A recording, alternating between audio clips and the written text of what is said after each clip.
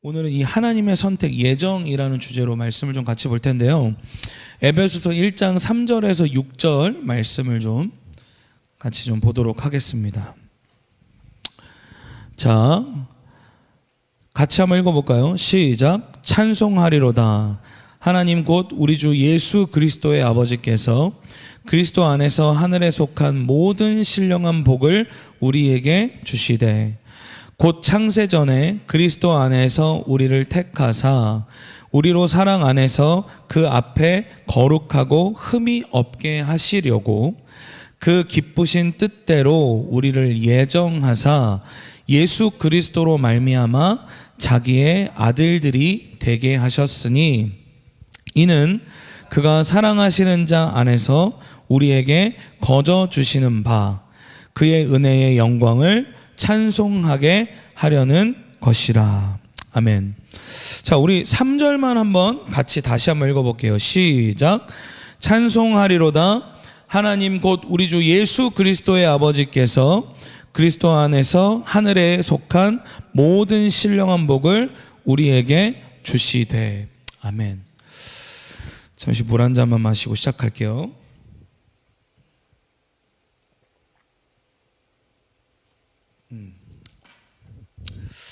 하나님 아버지께서요, 저와 여러분들에게 신령한 복을, 하늘에 속한 신령한 복을 우리 모두에게 여러분 주셨습니다. 우리는 이제 기도할 때 보면 이 신령한 복에 대해서 자꾸 뭔가 이렇게 구합니다. 물론 그 구하는 기도가 잘못됐다라는 것이 아니라 그 구하는 기도 가운데 믿음이 있어야 합니다. 무슨 믿음이냐면 이미 우리에게 그 신령한 복을 주셨다. 네. 그것이 우리 가운데 믿음으로 인쳐져서 우리의 삶에 성령의 충만함으로 나타나지는 것은 우리가 단지 그냥 언제 주실까 그냥 구하는 그런 기도와는 전혀 또 다른 차원의 영적인 삶입니다. 그래서 이 바울이 말하고 있는 이 하늘에 속한 신령한 복이 이미 우리에게 임하였다라는 그 믿음 가운데에서 여러분들이 이 말씀을 하나하나 들어주셨으면 좋겠어요. 우리가 보고 있는 이 에베소서 1장, 사실 오늘은 저희가 3절부터 6절까지만 하고 있지만 이 단락으로 따지자면 3절부터 저희가 14절까지를 해야 되는 겁니다.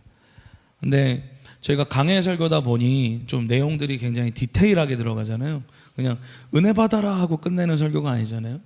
그래서 저희가 좀 잘라서 말씀을 나누다 보니까 오늘 3절부터 6절까지의 말씀을 나누게 되었는데, 원문으로 보면요, 이 말씀이요 긴 하나의 문장으로 되어 있어요.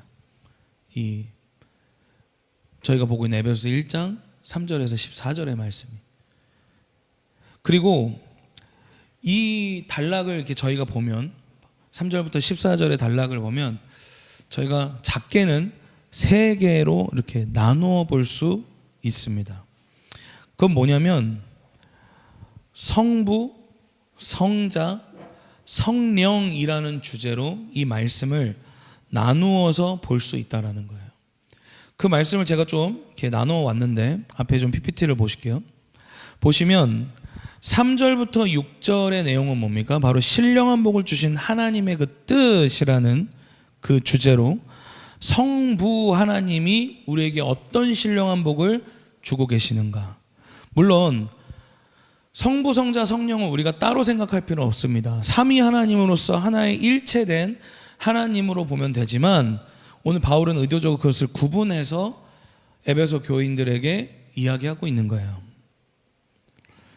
이 성부라는 이야기를 하면서 결국 이거는 어떤 시제로 이야기하고 있냐면 과거적인 측면에서 우리를 미리 택하셨다라는 주제로 바울이 이야기하고 있는 거예요. 그리고 7절에서 12절은요 예수 그리스도의 구속사역을 이야기하면서 성자 예수 그리스도를 이야기하면서 지금 현재적 측면에서 우리를 구속하심에 대한 이야기를 합니다. 그리고 13절에서 14절은 뭡니까? 그 상속의 담보가 되시는 누구? 성령님. 그 성령님에 대한 이야기를 하면서 미래적 측면에 우리가 얻게 될 기업을 이야기하고 있는 거예요. 그렇게 우리는 에베소서 1장 3절부터 14절의 내용을 세 가지로 나누어서 볼 수가 있다. 그러면서 여러분이 이 말씀을 잘 보시면 알겠지만 그 세 단락이 끝날 때마다 마지막에 붙어있는 말씀 6절, 12절, 14절을 보면 뭐라고 되어 있습니까? 그의 영광을 찬송하게 하려 하심이라. 그렇죠? 그러니까 이게 결국 뭡니까? 하나님이 왜 성부와 성자와 성령을 통해서 우리에게 그 신령한 복을 주셨는지에 대한 그 최종적인 목적, 그 목적이 바로 그 끝에마다 들어가 있는 거예요. 우리로 그 하나님께서 우리에게 베푸신 그 영광을 찬송하게 하려는 거. 이런 반복 문구가 사용된다는 건 뭡니까? 이게 시적인 요소가 이 바울의 에베소서에 담겨져 있다라는 거죠. 바울은요 서두에 뭐라고 이야기하냐면요 찬송하리로다라고 이야기해요. 찬송하리로다. 그러면서 하나님을 찬송하는 것으로 이 선언을 시작하고 있어요. 이것은 뒤에 이어질 성부, 성자, 성령 하나님께서 우리를 위하여서 행하셨던 그 모든 선한 일을 밝히는 이 모든 주제에 있어서 아주 합당하고 적절한 사도 바울의 고백이다라는 거죠. 근데 우리가 모두가 다 알고 있지만 여러분 찬사라는 말이 있잖아요. 찬사. 대통령께서 나에게 찬사를 하셨어. 뭐 이런 얘기들 하잖아요. 이 찬사라는 단어가 바로 오늘 우리가 보고 있는 이 찬송하리로다라고 영어로 보면 blessed라고 되어 있거든요. 헬라 원어로 보면 유겔레오라는 말인데 바로 이 찬송하리로다에서 파생된 단어예요. 이 찬사의 뜻은 어떤 뜻을 갖고 있냐면 칭찬하다, 찬양하다라는 그런 뜻을 가지고 있습니다. 바울은 이 찬송의 고백을 한 뒤에 제가 아까도 말씀드렸던 것처럼 성부, 성자, 성령께서 우리에게 행하신 그 모든 선한 일에 대한, 이게 중요합니다. 모든 선한 일, 그 선한 일에 대해서 선포하는 거예요. 이러한 뜻에서 바울은요 하나님께서 우리를 위해 행하신 선하신 일로 인하여서 찬양받으시기에 합당하신 분이라는 사실을 에베소 성도들에게 선포하고 있는 겁니다. 하나님은요 우리의 어떤 상황과 환경을 다 떠나서요 성부, 성자, 성령을 통해서 우리를 하나님의 언약 백성이 될 수 있도록 성도들로서, 이미 여러분 교회론에 대해서 우리가 함께 나눴기 때문에 이제 뭐 하나님의 백성 이게 무슨 뜻인지 다 아시죠 이제. 우리 교회인들이 우리 성도들이 다들 수준이 높은 겁니다.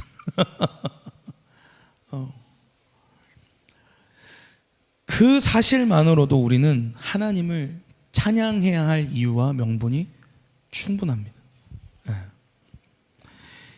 이 선이라는 게 뭡니까? 영어로 보면 goodness라고 되어 있잖아요. 이 선은요 하나님의 본성이에요. 누군가가 흉내낼 수 있겠죠. 착한 척, 선한 척 할 수 있겠죠.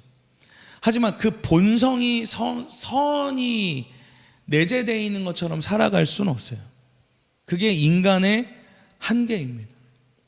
오직 온전한 선은요 하나님만 가지고 계시고 하나님만 우리에게 베푸실 수 있어요. 그렇기 때문에 바울은 이야기하는 겁니다. 이 범접할 수 없는 하나님의 굿네스, 주님의 이 선하심이 성부, 성자, 성령 하나님을 통해서 너희에게 주어졌다. 그러니 하나님은 마땅히 찬송받기에 찬양받기에 합당하신 분이다라고 선포하는 거예요. 저는요 이러한 찬양이야말로 이 시대의 그리스도인들 가운데 회복되어져야 할 찬양이라고 저는 믿어 의심치 않습니다. 이 찬양이야말로 사운드가 화려하고 배경이 화려하고 뭐가 화려해서도 아니고 내게 좋은 일이 생겨서가 아니고 그리스도인들의 신앙의 본질이 뭡니까? 예수 그리스도로 말미암아 이제 나는 새 사람이 되었다.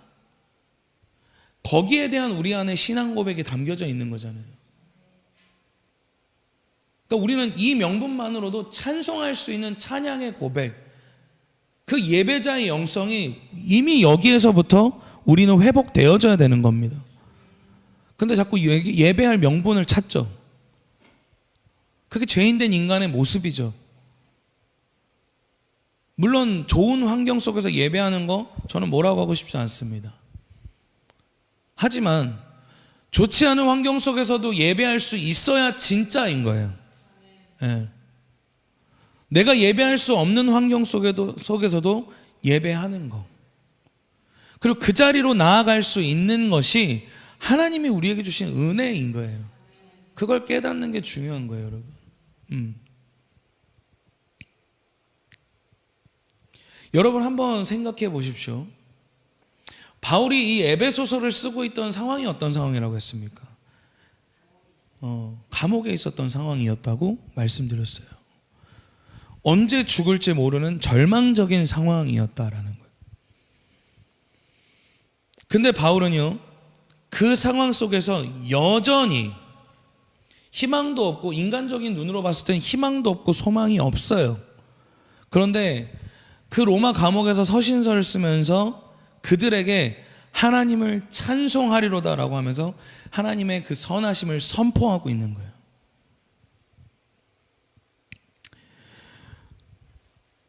그 이유는 바울의 삶의 소망의 기쁨의 원천은 뭡니까? 하나님이 바울에게 주신 구원의 은혜. 그 구원의 소망이 바울에게 있기 때문에 절망적인 순간에서도 계속 그 안에 하나님을 찬송하고자 하는 의지와 열정이 계속해서 뿜어져 나오고 있는 거예요. 저와 여러분에게도 그런 하나님을 향한 예배하고자 하는 영성이 회복되기를 축복합니다. 어떤 상황 가운데 있다 할지라도 정말 마지막 때가 돼서, 물론 우린 지금 이미 엔타임의 시대에 살고 있습니다.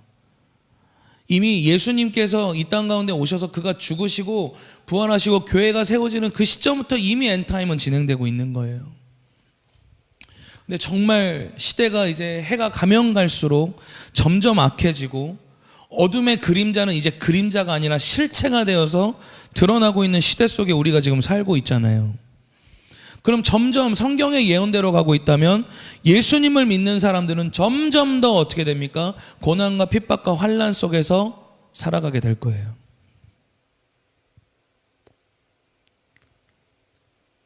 그때에도 좋은 환경 속에서 예배하기를 찾으며 돌아다니시겠냐라는 거예요. 예배할 만한 환경을 자꾸 찾아다니고 만들어야만 예배를 하시겠냐라는 거예요.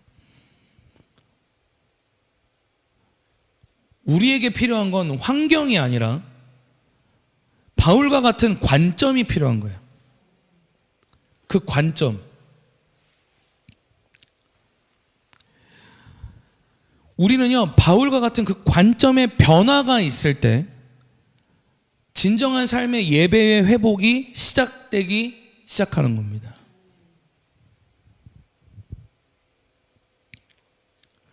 자, 바울의 관점 우리가 좀 한번 봐볼까요? 자, 빌립보서 1장 12절에서 18절 말씀인데요. 제가 중요한 건 그러니까 노란색으로 말씀을 이렇게 언더라인 하듯이 해놨으니까요. 말씀 색을 칠해놨으니까 거길 집중해서 한번 보시면 좋을 것 같아요. 같이 한번 읽어볼게요. 시작. 형제자매 여러분, 내게 일어난 일이 도리어 복음을 전파하는 데에 도움을 준 사실을 여러분이 알아주시기를 바랍니다. 내가 그리스도 안에서 감옥에 갇혔다는 사실이 온 친위대와 그 밖의 모든 사람에게 알려졌습니다. 주님 안에 있는 형제자매 가운데 많은 사람이 내가 갇혀 있으므로 말미암아 더 확신을 얻어서 하나님의 말씀을 겁없이 더욱 담대하게 전하게 되었습니다. 어떤 사람들은 시기하고 다투면서 그리스도를 전하고 어떤 사람들은 좋은 뜻으로 전합니다.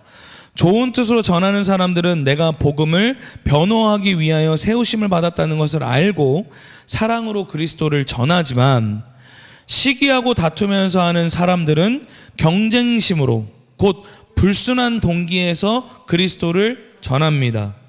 그들은 나의 감옥 생활에 괴로움을 더하게 하려고 생각을 품고 있습니다. 보니까 당시에 바울을 계속해서 괴롭혔던, 같은 믿는 자인데도 바울을 괴롭혔던 사람들이 있었던 것 같아요. 근데 그 모든 상황을 떠나서, 자 18절, 그렇지만 어떻습니까?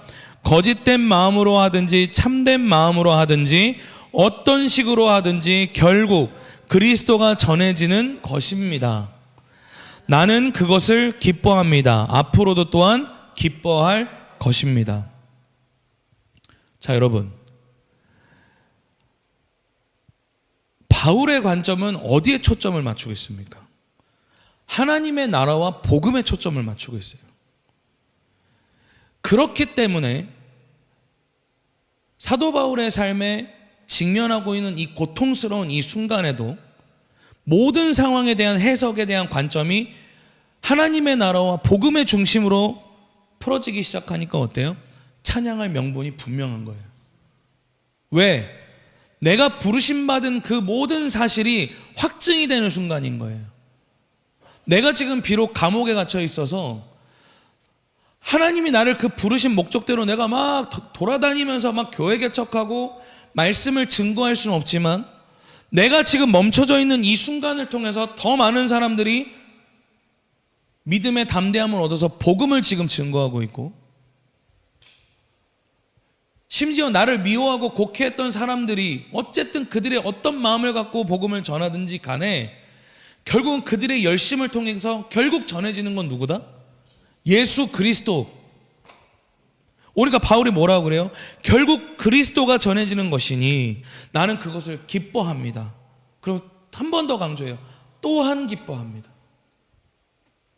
여러분, 우리가 말씀을 그냥 설렁설렁 그냥 바울 대단해, 이게 아니라 우리랑 빗대어 보자고요. 지금 당장 여러분의 삶에 어려움이 생겼어요. 그 어려움을 직면하고 있는 그 상황을 통해서 하나님의 복음이 증거되고 있어요. 기뻐하실 수 있어요?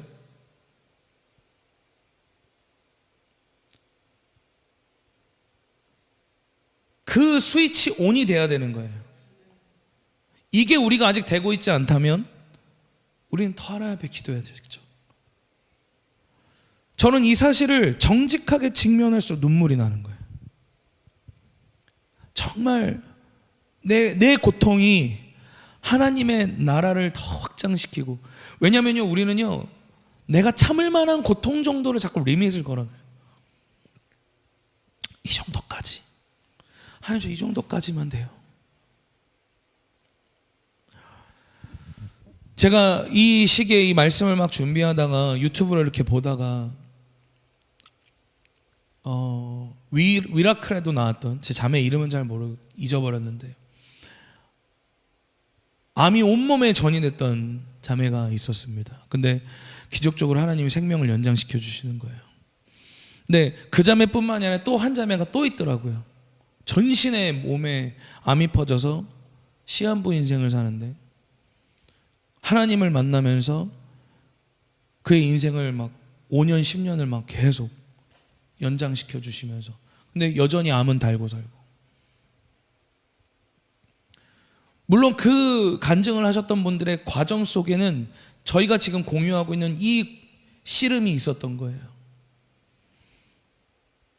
근데 그들이 한 해 한 해 세월을 지나면서 그들이 결국 고백하는 게 무엇이냐?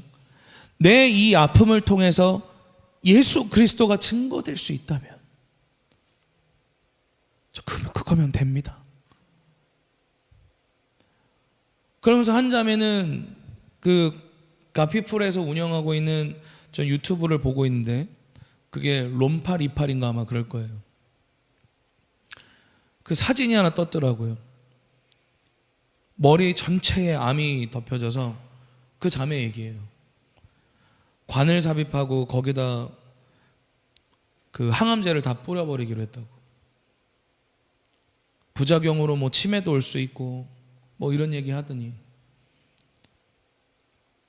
그런 일이 없도록 여러분 기도해서 그런데 하면서 했던 말이 그리 아니하실지라도 그리 아니하실지라도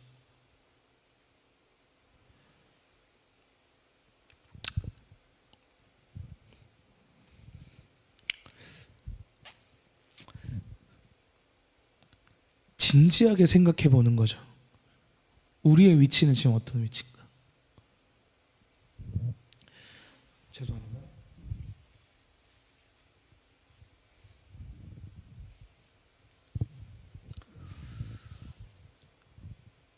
이걸 그냥 단순히 여러분들에게 여러분 이런 믿음을 가지세요. 넘어가겠죠. 근데 지금 우리의 현 주소는 어떻습니까? 물론 하나님이 그러한 믿음을 우리 가운데 주실 거예요. 영적인 성장과 성숙의 과정을 통해 우리에게 정말 하나님의 나라를 위해서 살아갈 수 있는 그 믿음과 은혜를 주실 겁니다. 하지만 우리의 지금 현 주소, 그냥 덮어두고 있는 괜찮을 거야 하고 있는 우리의 지금 현 주소가 어쩌냐, 그건 전혀 다른 얘기라는 거예요. 사랑하는 우리 홍대생명교회 성도 여러분, 저는 가짜 교회가 되고 싶지 않습니다. 네. 그래서 두려워요. 한편으로는 진짜가 된다라는 것이 어떤 건지 그래도 좀 아니까. 그 진짜는 하나님만 아시죠. 그거 우리가 어떻게 알겠습니까? 두려워요. 솔직하게 말씀드리면 너무 두렵습니다. 하지만 우리가 가야 할 길이잖아요. 네. 오늘 이 바울의 관점을 여러분 본받으시길 축복합니다. 그리고 그 관점으로부터 여러분이 멀어져 있다면 기도하십시오. 정말 하나님의 나라와 복음이 내 삶의 전부가 되고 싶어요. 주님, 그게 가장 좋은 건데. 그런 진정한 고백, 그 고백이 우리 사랑하는 모든 성도 여러분들 안에서 회복되길 축복합니다. 네.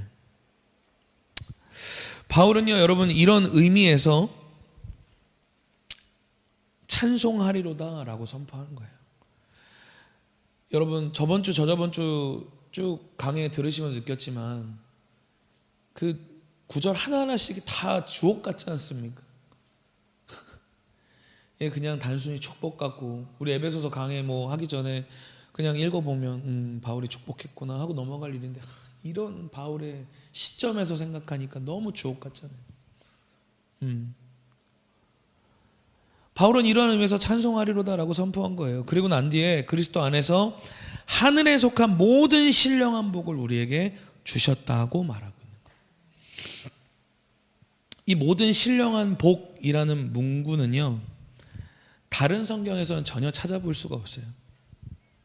근데 에베소서에서만 5번이 나옵니다.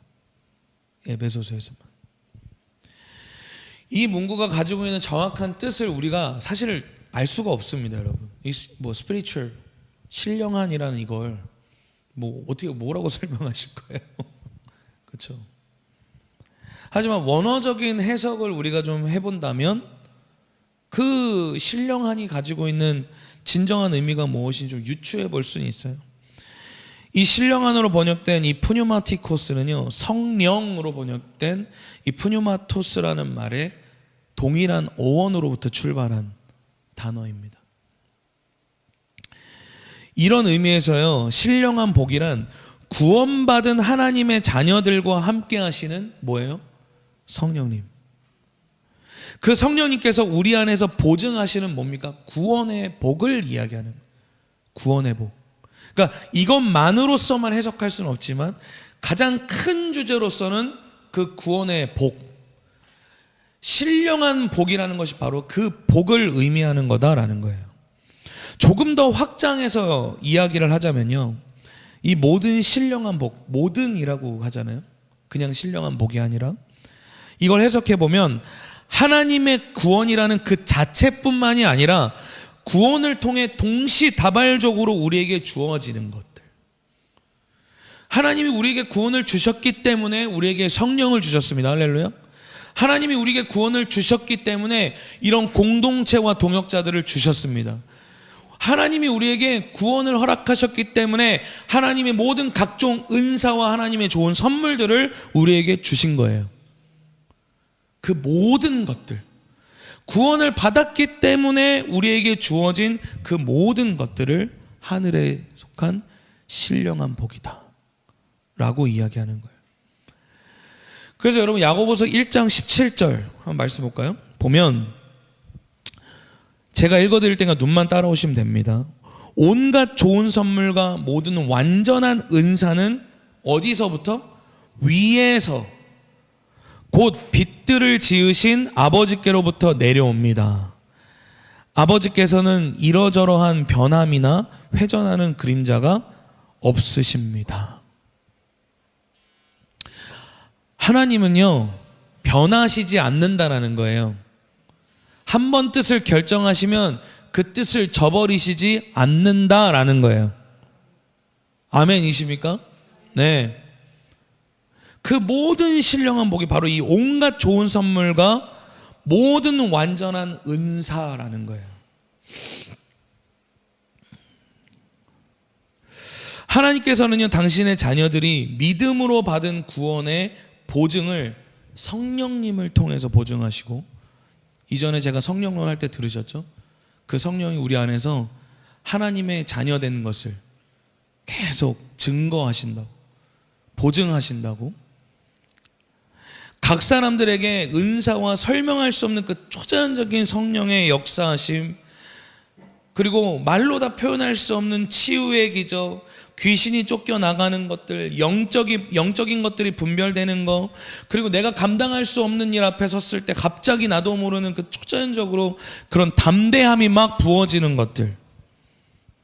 그러니까 우리가 스스로 자아낼 수 없는 그 하나님의 성품들, 이 모든 것이 다 뭐예요? 신령한 복인 거예요. 저와 여러분 안에 그래서 제가 말씀드리는 거예요. 신령한 복은 이미 우리에게 주어졌다라는 거예요.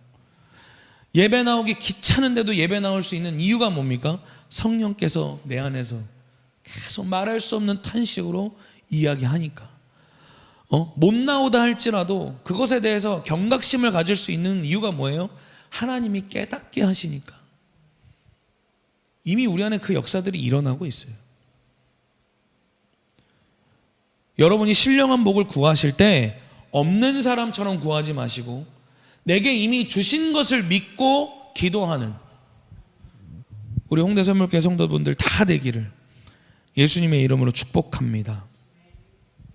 존 메가도 목사님은요, 자신의 저서인 이 에베소서 강해에서요, 하나님께서 우리에게 이러한 신령한 복을 주시는 그 이유에 대하여서 설명하는데요, 제가 읽어드릴게요.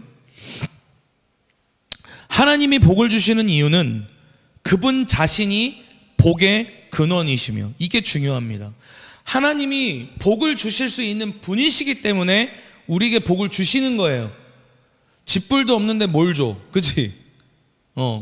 소연이가 목사님한테 목사님 맛있는 거 사주세요. 돈이 없어, 미안해. 그럼 내가 사줄 수가 없잖아, 그치? 근데 하나님은 전지전능하시고 그 어떤 선을 갖다 대도 가장 완전한 하나님의 선을 가지고 계시고, 하늘과 땅의 모든 우주 만물을 창조하신 그 하나님은 완전한 하나님이시기 때문에 그분은 복의 근원이신 거예요. 그리고 모든 좋은 것의 근원이시기 때문에 하나님은 우리에게 그 복을, 그 신령한 복을 주실 수 있는 거예요. 그렇기 때문에 하나님은 우리를 향해서 그 신령한 복으로, 하나님이 주고자 하시는 그 모든 복으로 우리를 축복하시는 거예요. 어떤 사람은 재정으로 복을 받을 수 있겠죠. 어떤 사람들은 건강으로 복을 받을 수 있겠죠. 어떤 사람들은 화목한 가정의 환경으로도 복을 받을 수 있겠죠. 하지만 우리가 그것을 받지 않았다고 하여서 복받지 않았다라고 복받지 않았다라고 말할 필요가 없는 것이, 하나님은 각 사람에게 가장 맞는 복을 주세요. 그 복의 고링 지점이 뭡니까? 오늘 바울이 이야기할 이 구원인 거예요. 끝까지 하나님이 인도하시기에 가장 좋은 복으로 우리를 축복하십니다. 여기서 신령하다라는 건 뭡니까? 바로 spiritual, 거룩하고 영화로우며 결코 죽거나 소멸되지 않는 영의 본성적인 특징을 뜻하는 거예요. 그러니까 결국 뭡니까? 신령하다는 것은 복의 근원 되시는 누구를 지칭하는 겁니까? 하나님을 뜻하는 거예요. 근데 그 하나님 우리 아버지잖아요. 그러니까 우리는 그 복을 어떻게 한 거예요? 이미 소유하고 있는 거예요. 할렐루야.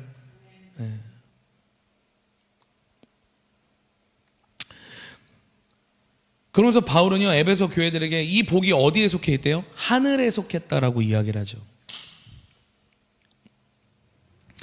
여기서 말하는 하늘은 무엇을 뜻하냐면 바로 저와 여러분의 정체성을 이야기하는 거예요. 여러분들이 예를 들어서 우리가 또 미국으로 이제 갔어요. 단기 선교를. 비전 트립을 갔습니다. 우리가 미국 갔다고 해서 미국인이 됩니까? 우리가 미국을 가더라도 우리는 여전히 대한민국 국민이에요. 우리가 이 땅 가운데 살고 있지만 저와 여러분은 여전히 하늘의 시민권을 가진 자들인 거예요. 그렇기 때문에 대한민국 국민으로서 보장받을 수 있는 그 보장을 미국에 있더라도 받을 수 있는 것처럼, 우리가 하늘의 시민권을 가지고 있는 사람들이기 때문에 이 땅 가운데 살아가는 날 동안 우리는 하늘에서 풀어져야 할 것들을 이 땅 가운데서 소유하고 살아갈 수 있는 겁니다. 저는 이것이 우리 안에 회복되어져야 할 거룩한 주권이라고 생각합니다. 그래서 하나님은 그 하늘의 시민권을 가진 저와 여러분에게 이 신령한 복, 어디에 속한?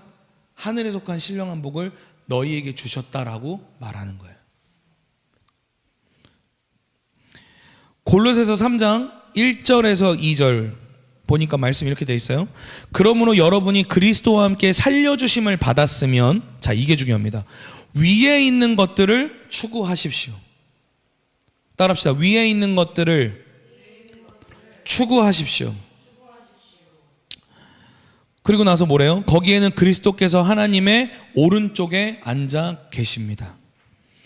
여러분은 땅에 있는 것들을 생각하지 말고 위에 있는 것들을 생각하십시오. 따라할까요? 위에 있는 것들을 추구하고 위에 있는 것들을 생각하라. 네, 우리는 그 생각으로 충만해야 합니다. 그게 바로 신령한 복을 이 땅에 살아가지만 하늘의 시민권을 가진 자로서 그 거룩한 주권을 가지고 살아가는 사람들의 마인드예요. 영적인 마인드라는 거예요. 여러분들이 어떤 나라에서 어려움을 겪을 때 당당하게 대한민국 대사관을 향해서 나를 좀 도와달라고 요청할 수 있는 이유가 뭡니까?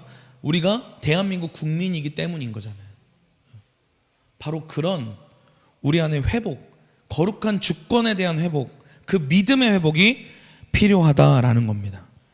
사랑하는 우리 홍대선물교회 성도 여러분 모두에게 이 하늘 시민권으로서 우리에게 주어진 거룩한 주권이 회복되어서 하나님의 이 모든 신령한 복을 누리고 이 땅 가운데서 선포할 수 있는 그 은혜를 모두가 누리기를 축복합니다. 자, 이제 거의 다 왔습니다. 자, 이제 4절부터 6절을 한번 볼게요.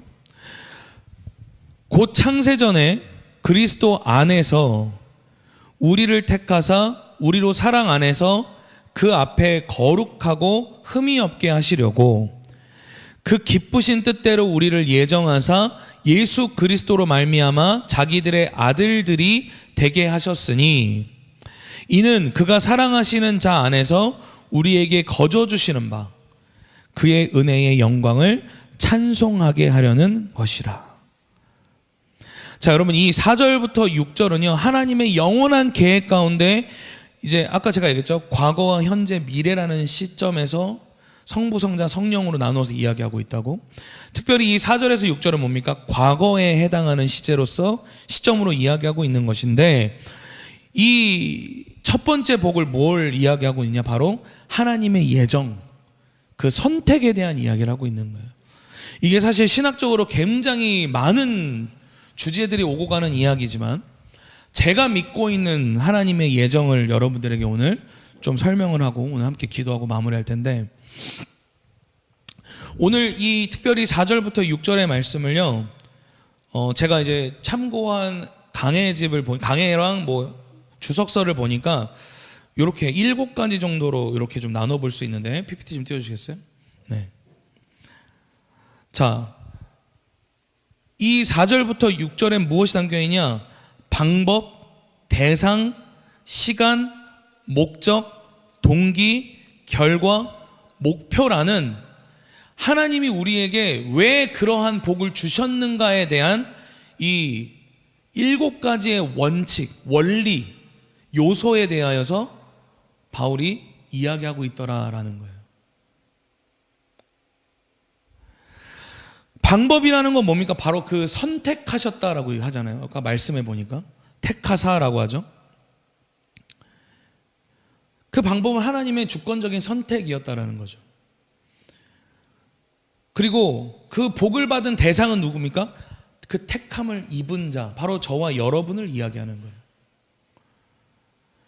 그리고 그 시간은 뭡니까? 영원한 과거. 뭐라고 그래요? 말씀에 창세 전이라고 이야기하죠. 그리고 목적은 뭡니까? 저와 여러분을 거룩하고 흠없게 하시려고. 그리고 이 일을 행하셨던 하나님의 동기가 뭡니까? 말씀이 아까 뭐라고 그래요? 그가 사랑하시는 자 안에서, 그죠? 그 사랑이라는 동기를 통해 우리를 구원하셨고, 6번째, 그 결과가 뭐예요? 우리가 하나님의 자녀가 되었다. 그리고 그 하나님의 아들들이 된 우리의 거룩한 삶의 목표 뭡니까? 따라합니다. 영광. 네. 하나님을 찬송하고 영광 돌리는 그것이 저와 여러분의 복을 주신 하나님의 목표라는 거예요. 그러니까 저 여러분의 삶의 목표가 뭐가 돼야 됩니까? 하나님께 영광 돌리는 게 돼야 돼요.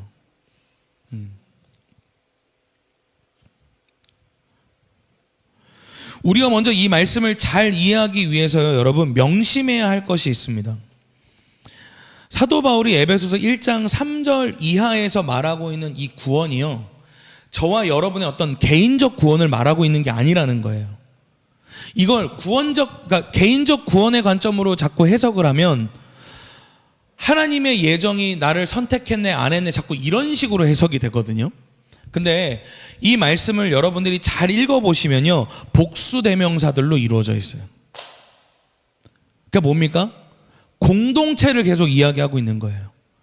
이스라엘 공동체를 선택하셨던 것처럼 나라와 민족과 교회와 그리스도를 믿는 공동체를 이야기하고 있다는 거예요. 그래서 보면 뭐 우리를 이렇게 이야기를 하잖아요. 그죠? 복수로 되어 있다는 거예요. 바울은요, 한 개인을 무시하고 또 다른 한 개인을 하나님이 택하신 거라고 이야기하는 게 아니라는 거예요. 하나님이 택하셨다라고 이야기할 때 너는 택했고 너는 택하지 않았어, 이런 이야기가 아니라는 거예요. 공동체적으로 하나님이 택하셨다라는 거예요. 그게 바로 에베소 교회였던 거예요. 그 교회들. 그래서 하나님의 주권적인 선택의 대상이 뭡니까? 따라합니다. 공동체. 네. 그래서 우리는 이 나라 이 민족을 위해 기도하는 거고, 교회를 위해 기도하는 거고, 나의 가족을 위해 기도하는 거예요. 하나님께서는 예수 그리스도를 통해 죄로 인해 타락하고 저주받은 한 사람이 아니라 모든 인류에 대한 구원의 계획을 가지고 이 땅 가운데 오셨던 거잖아요. 네. 자, 말씀 한번 볼게요. 골로새서 1장 15절에서 20절. 그 아들은 보이지 않는 하나님의 형상이요 모든 피조물보다 뭐래요? 먼저 나신 분이다.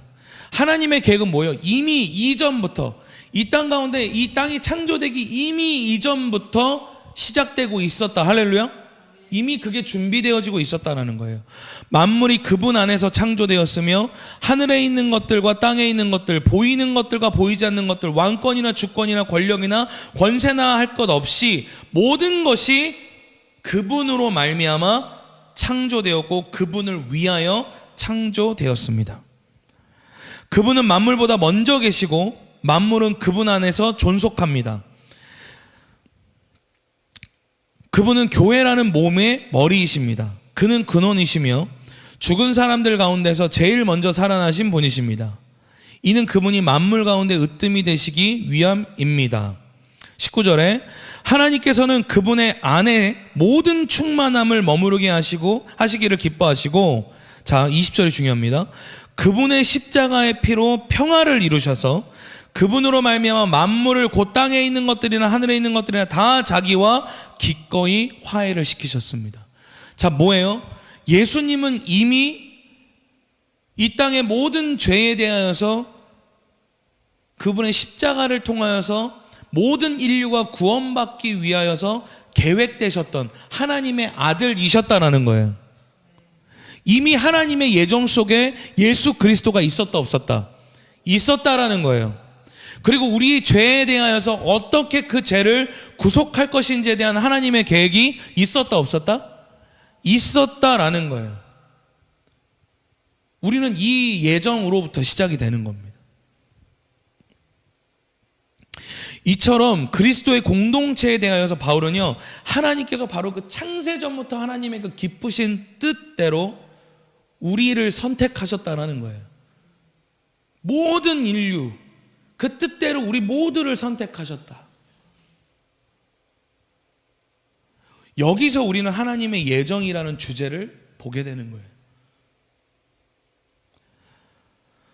로마서 8장 29절에서도 이 하나님의 예정과 선택에 대한 말씀을 여러분 볼 수가 있는데요. 하나님께서는 미리 아신 사람들을 택하셔서, 그죠? 미리 아신 사람들을 택하셔서 자기 아들의 형상과 같은 모습이 되도록 미리 정하셨으니 이것은 그 아들이 많은 형제 가운데서 맏아들이 되게 하시려는 것입니다. 그리하여 하나님께서는 여기 또 뭐라 그래요? 이미 정하신 사람들을 부르시고, 그렇죠? 또한 부르신 사람들을 의롭게 하시고 의롭게 하신 사람들을 또한 영화롭게 하셨습니다. 여러분, 하나님의 예정이라고 하면 가장 먼저 어떤 게 좀 떠오르세요? 내 심판은 예정되었다.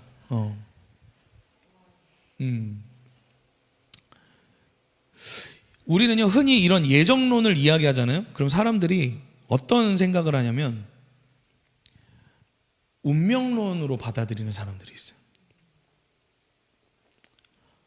이제 내 인생은 이제 그렇게 가는구나. 그렇죠? 그럼 한번 생각해 보세요. 하나님은 그럼 우리에게 자유의지는 왜 주셨죠? 그렇죠? 운명론이 맞다면 자유의지는 존재해서는 안 되죠. 전혀 있어서는 안 되잖아요. 그렇죠? 운명론은요, 어때요? 너무 폭력적이고 비인격적인 관점이라는 거예요. 인간의 선택에 대한 존중도 없고요, 자발적인 삶에 대한 의욕마저도 상실시켜버립니다. 그래서 우리가 흔히 생각하는 그런 예정론은 예정론이 아니라는 거예요. 하나님의 예정이란 무엇이냐? 바로 모든 환경을 주관하시는 하나님을 통해서 그 하나님의 뜻을 발견하고 하나님의 인도하심을 받아 그 삶을 뭐 하는 거예요? 개척해 가는 거. 그러니까 내 의지가 아니라 하나님의 뜻을 쫓아서 인도함을 받아서 우리의 삶을 개척해 가는 그 모든 성도들의 삶의 과정을 우리는 예정이라고 하는 거예요. 그래서 여러분 로마서 8장 14절에 뭐라고 이야기합니까? 무릇 하나님의 영으로 인도함을 받은 사람은 곧 뭐래요? 하나님의 뭐래요? 아들. 뭐 자녀나 아들이나 아들이라고 하잖아요, 그죠? 그러니까 예정이라는 것은 여기에서 시작되는 거예요. 그래서 제가 존경하는 신학자이자 제가 많이 참고하는 주석서를 편찬했던 우리 F.F. 루스라는 신학자는 뭐라고 이야기하느냐, 예정론에 대해 이렇게 얘기해요. 예정론이란 철학적 궤변으로 설명하는 것이 아니라 하나님의 인도하심을 따라 거룩한 삶을 사는 것. 그래서 아까 여러분 말씀 보면 우리 아까 4절부터 6절 말씀 보면 뭐라고 그래요?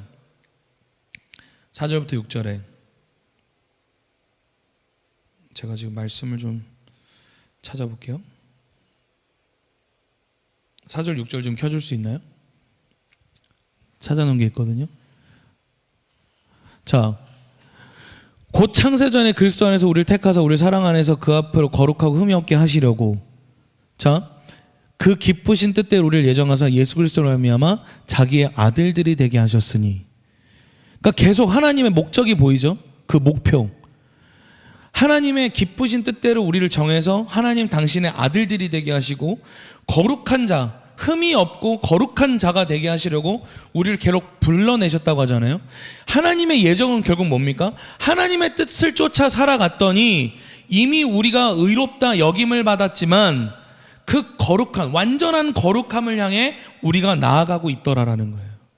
바로 그런 측면에서 우리는 이 예정에 대한 생각을 가지고 살아가야 된다라는 거예요.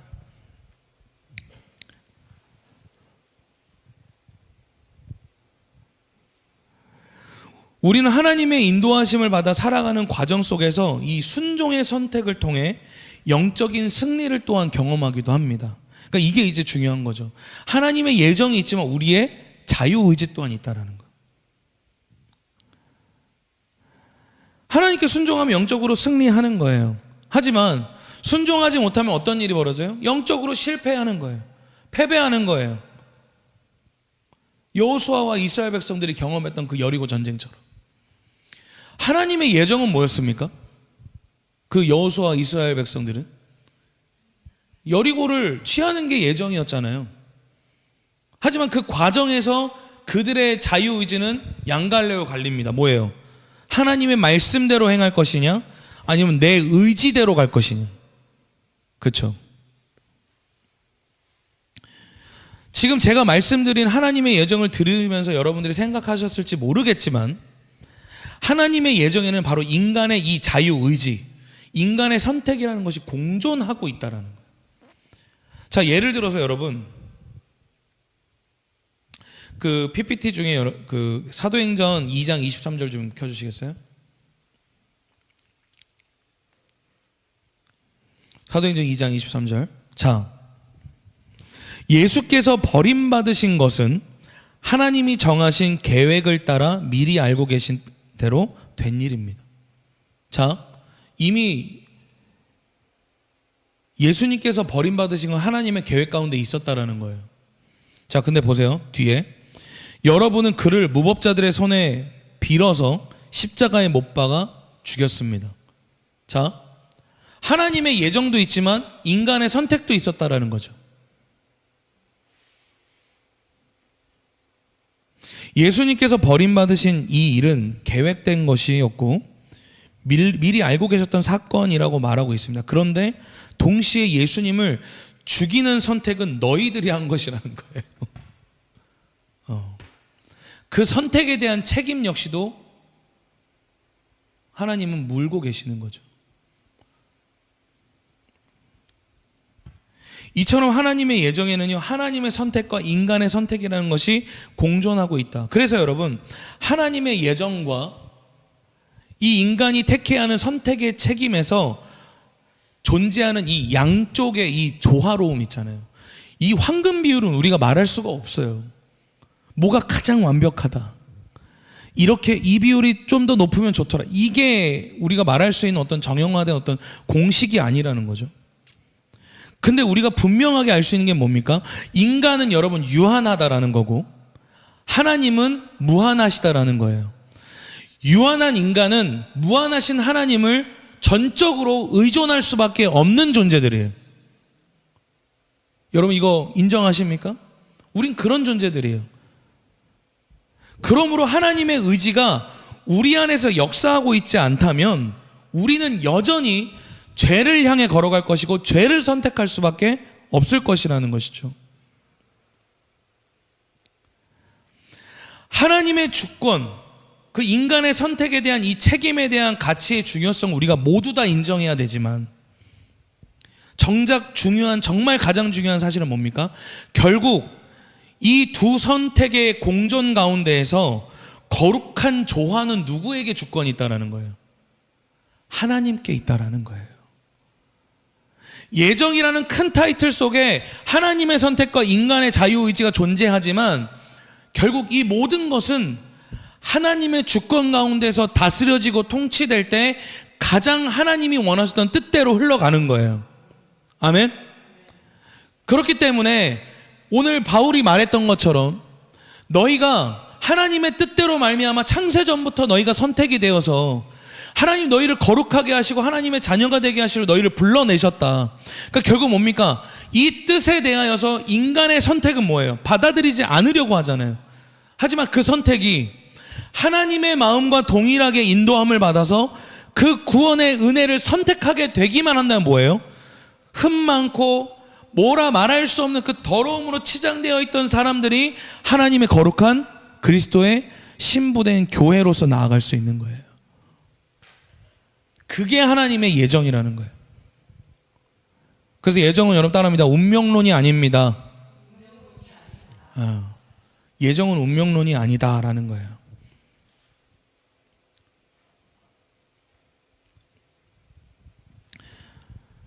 그래서 요한복음 15장 5절은 뭐라고 이야기합니까? 예수님께서 말씀하시기를 나는 포도나무에 너희는 가지라. 그가 내 안에 내가 그 안에 거하면 하나님의 열매를 많이 맺나니 나를 떠나서 너희가 뭐래요? 아무것도 할 수 없다.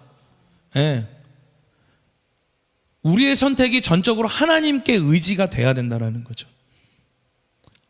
하지만 여전히 하나님은 인간에게 자유의지를 용의하고 계신 거예요. 왜? 진짜와 가짜를 구별하시려고. 진짜가 되셨습니까? 왜 대답을 못해요? 우리 진짜예요. 우린 그 리얼리즘을 향해서 가야 돼요. 계속.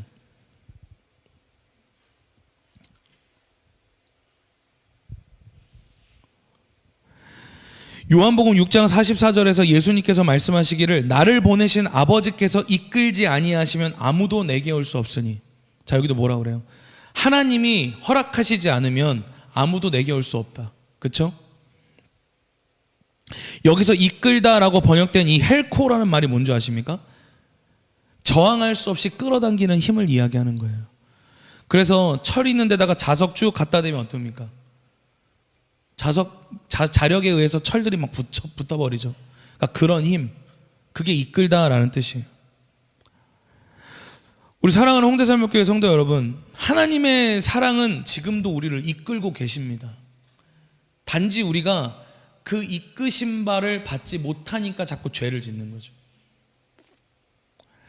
바울은 에베소서 1장 4절에서 사랑의 동기로 우리를 거룩하고 흠이 없게 하시려고 우리를 예정하시고 하나님의 아들들이 되게 하셨다라고 설명하고 있어요. 하나님의 의지가 없었다면요, 우리는 하나님께로 나올 수 없었던 거예요.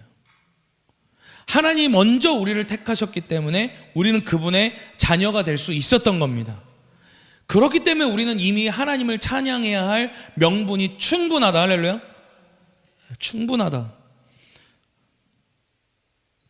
우리가 이 자리에 자발적으로 나오기를 선택했다고 생각할 수 있겠지만 여러분, 결국은 하나님의 은혜를 경험했기 때문에 그 은혜가 우리를 이 자리로 나오게 하는 거예요. 나오지 못했다고 또 정죄 받지 마십시오. 지금 우리 주연자매님 온라인으로 예배하고 있다고. 잘하고 있습니다. 자, 이제 그래서 결론이에요. 결국 하나님께서 우리를 사랑하셔서 우리를 선택하신 그 목적과 결과가 무엇입니까? 우리가 아까 그 7가지 요소를 나누었지만 결국 그 하나님의 목적은 뭐였습니까? 거룩하고 흠이 없게 하시려는 거예요. 그게 하나님이 창세전부터 우리를 향해 계획하셨던 하나님의 계획이었다고요. 그리고 그 결과는 뭡니까? 하나님의 아들들, 하나님의 자녀들이 되게 하셨다라는 거예요. 이 모든 게 결국 창세전부터 하나님의 예정 가운데 계획되신 하나님 아버지의 뜻이었다. 하나님께서는 우리를 선택하시고 받아들이신 그 이유가 여러분 뭐라고 생각하십니까? 우리가 흠이 없어서요? 받아들일만 해서 우리를 받아주셨나요?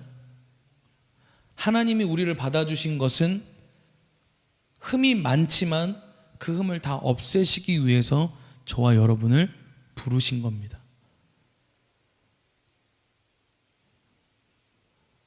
하나님은 우리가 너무 하나가 되고 싶어 하시고 하나님 우리를 자녀 삼으셔서 우리를 너무나도 가까이 하고 싶으셨기 때문에 죄 없으신 하나님이 우리를 가까이 하실 수 있는 그 방법은 거룩하신 예수 그리스도를 통해서 모든 죄를 다 전가하여 그가 죽는 일, 그것 말고는 답이 없었던 거예요. 그 결과 저와 여러분은 하나님의 아들들, 자녀가 된 겁니다. 우리 반주자 좀 나와주시고요.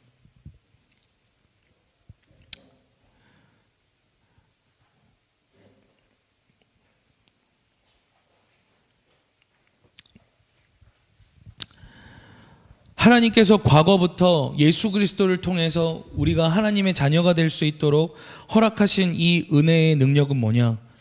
다시는 로마서 8장 15절의 말씀처럼 다시는 우리가 그 무서워하는 그 두려움, 그 종의 영을 우리가 받지 않았다. 그렇죠? 우리에게 하나님 주시는 게 뭡니까? 바로 양자의 영을 주셨다. 저는 여러분이 물론 우리 지금 여기에 나오신 분들 중에는 그런 분들이 없겠지만 여러분 축복하는 것은요, 내가 정말 하나님께 속하였는가? 내가 정말 하나님의 자녀인가라는 의심이 여러분들에게서 사라지길 바랍니다. 여러분이 지금 어느 날 어느 때에 뭐 신앙생활 하는 곳곳마다 항시에 항때에 이 고민들을 하면서 살아가시겠지만 여러분, 하나님은요 여러분을 자녀 삼으시기로 언제부터 결정하셨냐? 창세 전부터 결정하셨다는 거예요. 그 모든 시간을 초월하시는 하나님이 이미 결정하신 뜻을 왜 자꾸 우리가 지금 이때에 고민을 하는 걸까요? 우리 사랑하는 성도 여러분, 우리는 이미 하나님의 자녀라는 사실을 기억하십시오. 그리고 내가 하나님의 진짜 자녀인가 아닌가를 고민하기 전에 먼저 여러분 안에 그 구원에 대한 확신이 계신다면 우리가 해야 될 건 그런 고민이 아니라 뭡니까?